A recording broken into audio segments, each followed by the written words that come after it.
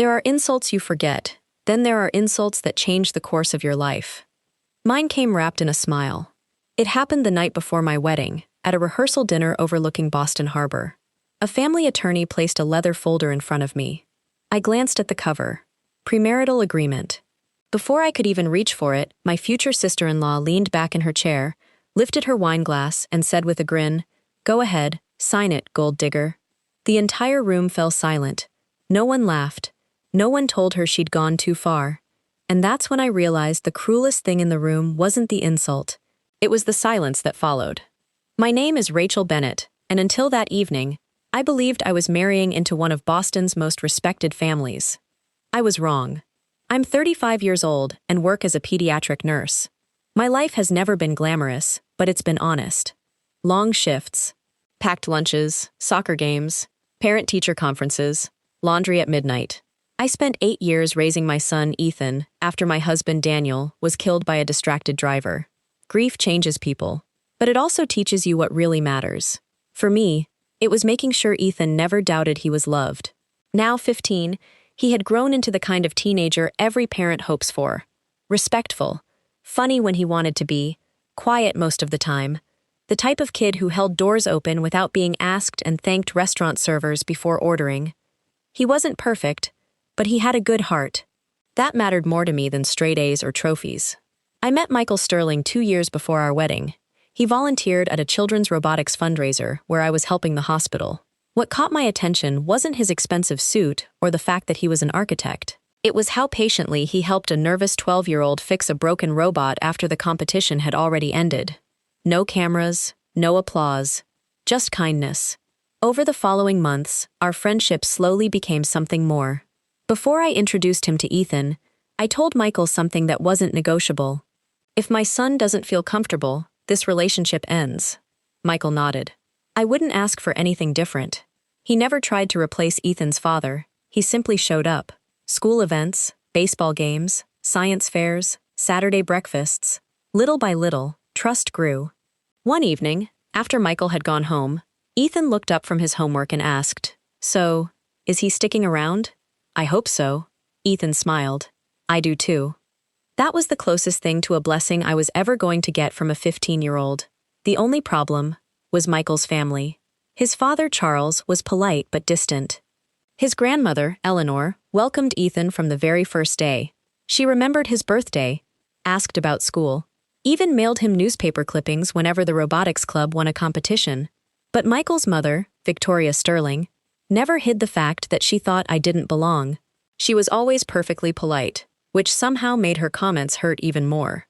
The first time we met, she smiled warmly and asked, "So, Rachel, raising a teenager alone must be expensive." I answered honestly. "It has its challenges." She nodded.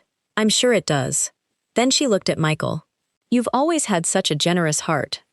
At the time, I told myself I was imagining things. I wasn't. Over the next year, there were little remarks, questions about my finances, comments about different backgrounds, observations about how difficult it must be for Michael to take on someone else's responsibilities. She never mentioned Ethan by name. She didn't have to. Michael always apologized afterward. "I'm sorry. That's just how Mom is." I wanted to believe him, because everything else between us was easy. When he proposed during a weekend trip to Cape Cod, I didn't hesitate. Before saying yes, I looked at Ethan. He gave me a small smile and a thumbs up. I laughed. Then I said yes. For the first time in years, our future felt certain. The wedding was only 24 hours away. Family had flown in from across the country. Friends filled the hotel. The rehearsal dinner was meant to be a celebration. Instead, it became a test, one I never saw coming. As everyone took their seats, I noticed a man in a dark suit walking toward our table carrying a worn leather portfolio. I leaned toward Michael. "Who's that?" He frowned. "I don't know." The man introduced himself as the Sterling family's attorney. Then he placed the portfolio directly in front of me. I looked at Michael. He looked just as confused as I was. Victoria smiled from across the table. "Oh, don't look so nervous," she said smoothly. "It's only a little paperwork." She nodded toward the attorney. "Go ahead, open it." I looked down at the leather portfolio. For a second, I thought maybe it was a seating chart, or last-minute wedding paperwork. Instead, the attorney opened it and turned the first page toward me. Across the top, in bold letters, were the words, "Premarital Agreement." I blinked. Not because a prenup existed. Michael and I had briefly talked about 1 month earlier. I'd even told him I wasn't opposed to it. A fair agreement protects both people. There was nothing offensive about that. What caught me off guard was the timing and the audience. Nearly 40 guests sat around the private dining room.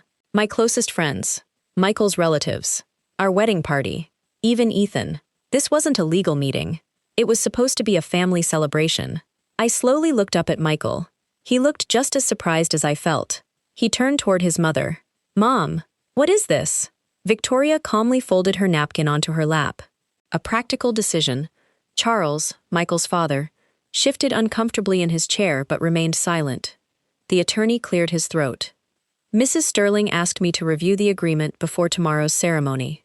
Michael frowned. "I never asked for this tonight." Victoria smiled politely. And yet, here we are.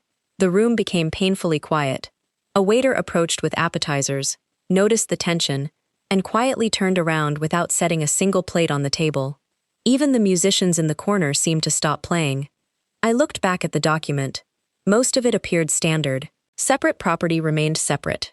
Inherited assets stayed with the original owner. Future earnings would be handled according to state law. Nothing unreasonable. I turned another page, then another. I wasn't angry. I was simply reading. That seemed to frustrate Victoria. She had expected tears, or outrage. Instead, I reached for the pen. "If this protects both of us," I said calmly, "I'm happy to review it with an attorney tomorrow morning." The attorney nodded. That would be the proper course. Before anyone else could speak, a soft laugh echoed across the table. It came from Michael's younger sister, Claire. She swirled the wine in her glass. "Oh, come on." She rolled her eyes dramatically. "If Rachel isn't after the money," she leaned forward, "then she shouldn't mind signing it right now." A few awkward chuckles escaped from distant relatives. Most people simply stared at their plates. Then Claire smiled directly at me. "Go ahead. Sign it." You could almost hear the air leave the room. Someone quietly set down a fork. Another guest looked away. No one laughed this time. I didn't respond. Not because I didn't hear her, because I was trying to decide whether she deserved an answer. Then, I heard a chair move beside me. Ethan. He had stopped eating. His eyes weren't on Claire.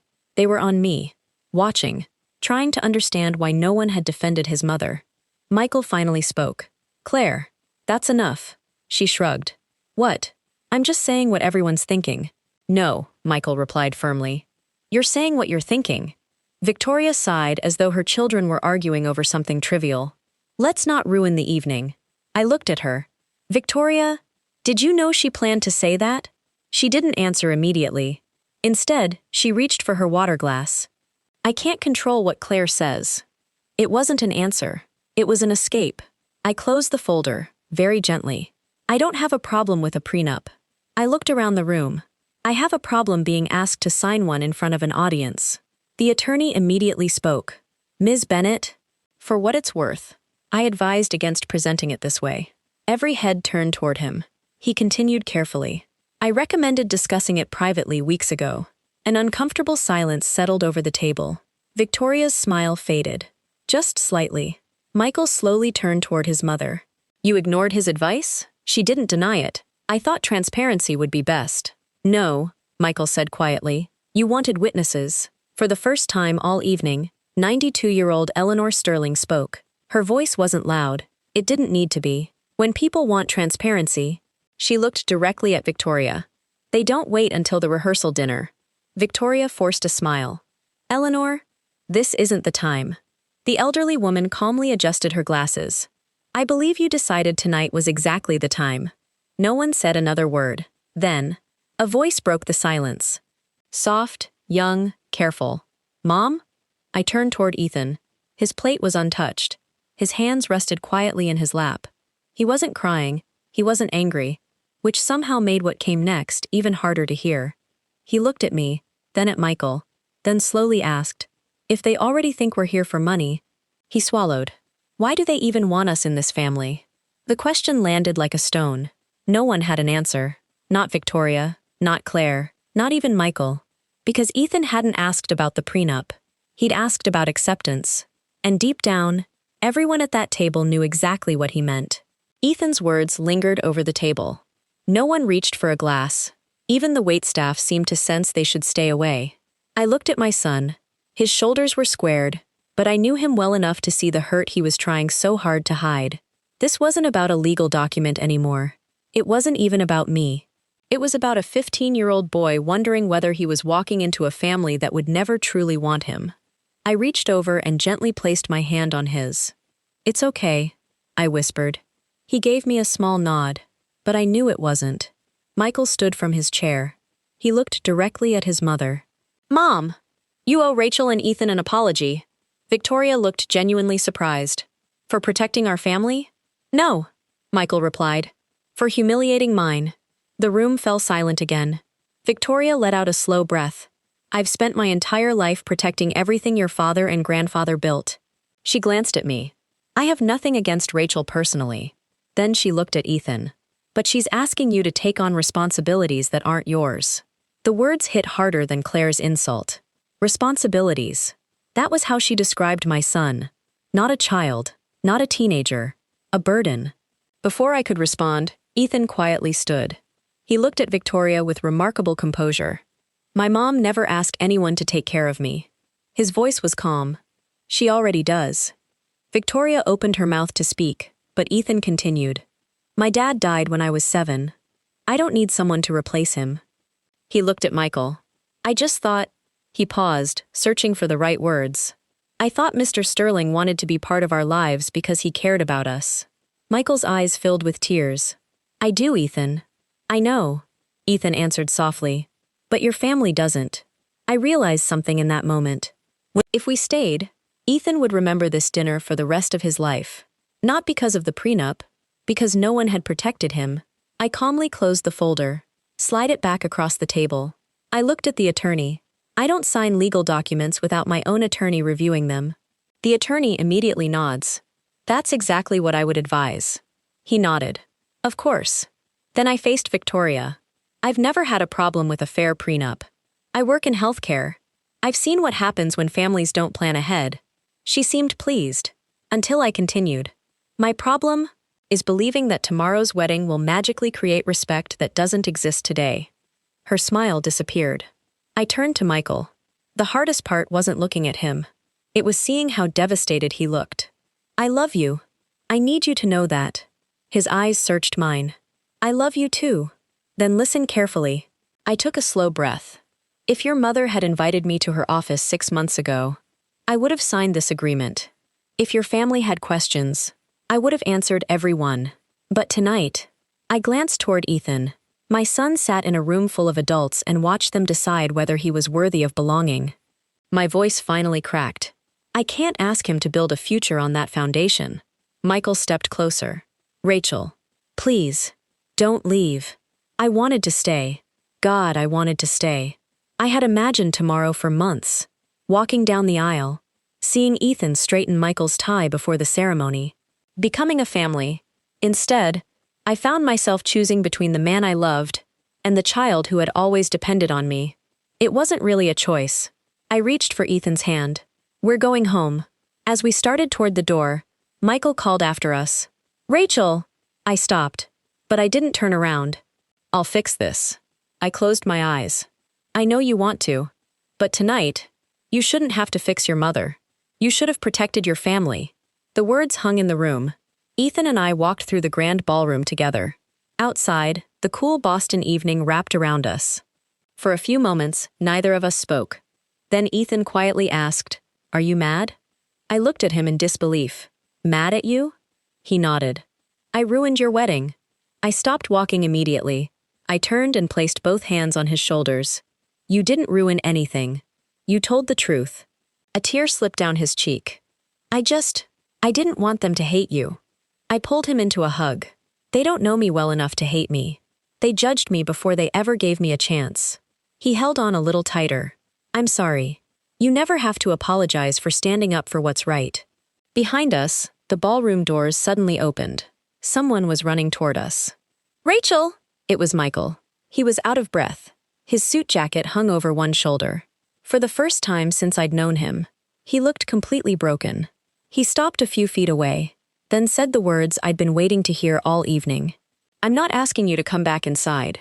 I'm asking you to give me one chance, to prove that when I said I wanted to marry both of you, I meant it. I looked at him, then at Ethan. Neither of us answered, because some promises couldn't be believed with words anymore.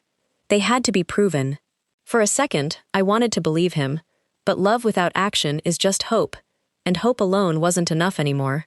I shook my head gently. Tomorrow's wedding is off. His face fell. Not forever, I continued, but until we know whether we're building a marriage or just surviving your family. He closed his eyes, then nodded. I understand. It was the first time all evening he hadn't tried to argue. The next morning, guests woke up expecting a wedding. Instead, they received a simple message. Today's ceremony has been postponed. Thank you for respecting our privacy. No blame, no accusations. Just the truth. Within hours, rumors spread through both families. Some blamed me, others blamed Victoria. I ignored every phone call. The only opinion that mattered was sitting across from me at our kitchen table, eating cereal in absolute silence. Ethan finally looked up. You picked me. I reached across the table and squeezed his hand. There was never another choice. For the first time since the rehearsal dinner, he smiled. Michael didn't disappear, but he also didn't pressure me. He didn't show up at my door with flowers. He didn't post dramatic messages online. Instead, he did something much harder. He changed. He started seeing a therapist. Not because I demanded it, because he admitted he'd spent his entire life avoiding conflict with his mother. He called me once a week, not to convince me to come back, just to ask how Ethan's robotics competition had gone, or whether my night shift had been busy. Sometimes, the conversations lasted 5 minutes, sometimes 30. Slowly, trust began finding its way back. 3 months later, Ethan had another robotics tournament. I told Michael he was welcome to come. He arrived early, sat quietly in the back, cheered just as loudly as every other parent when Ethan's team won first place. After the awards ceremony, Ethan walked over carrying his medal. Without saying a word, he handed it to Michael. Can you hold this for a second? Michael smiled. Of course. It wasn't really about the medal. It was Ethan's way of saying, I'm willing to let you back in. A week later, Michael asked if I'd have dinner with him. Just the two of us. No family, no lawyers, no wedding plans. I even joked about negotiating a new prenup together. Over coffee, he slid an envelope across the table. I laughed. I'm having flashbacks, he smiled nervously. Open it. Inside, there wasn't a contract. There was a letter, written by hand. He explained that he'd resigned from the board of the Sterling family business, not because he hated his family, but because every major decision required his mother's approval. For the first time in his life, he wanted to build something that belonged to him, not to the Sterling name, to himself. I finally realized something, he said. I kept asking you to join my family, when I should have been creating one with you. A few days later, Michael invited me and Ethan to dinner, but not at a restaurant, at Eleanor's house. The moment we arrived, the 92-year-old greeted Ethan with a hug. I've missed you, young man. I missed you too. She looked at me. I owe you an apology. I blinked. You did nothing wrong. I should have spoken sooner. She gestured toward the living room. I spent too many years keeping peace. I forgot that silence protects the wrong people. Those words stayed with me. Because she was right. Sometimes the people who say nothing help the loudest voices win. Then the front door opened. Victoria walked in. She looked smaller somehow. Not physically. Emotionally. She stood in front of me for several seconds. I don't expect forgiveness. I remained quiet. She turned toward Ethan. I owe you the biggest apology. He looked at her calmly. You called me a responsibility. Tears filled her eyes. I did, and I was wrong. She swallowed hard. I was so afraid of losing my son. I forgot what kind of mother I was becoming. The room stayed silent. Finally, Ethan nodded once. Thank you. It wasn't forgiveness, but it was a beginning.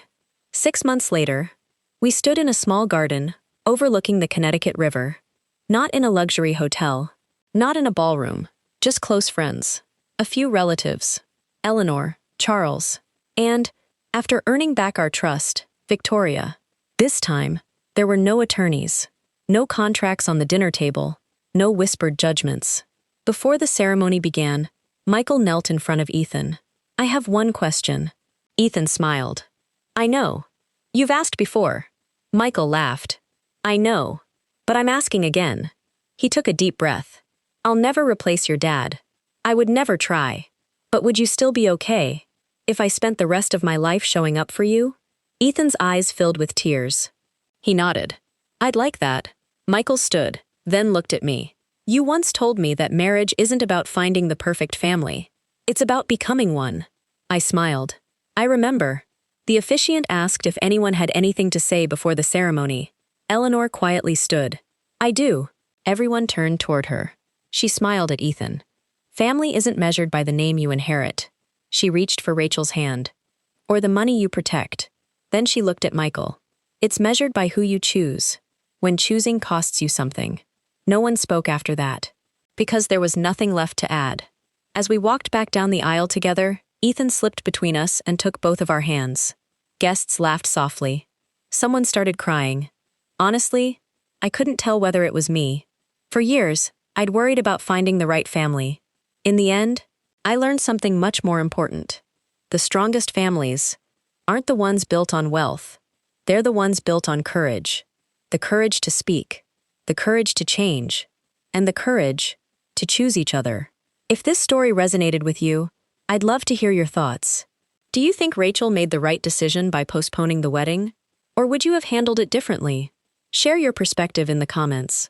If you enjoy heartfelt stories about family, resilience, and second chances, don't forget to like the video and subscribe to True Revenge Tales for more original stories every week.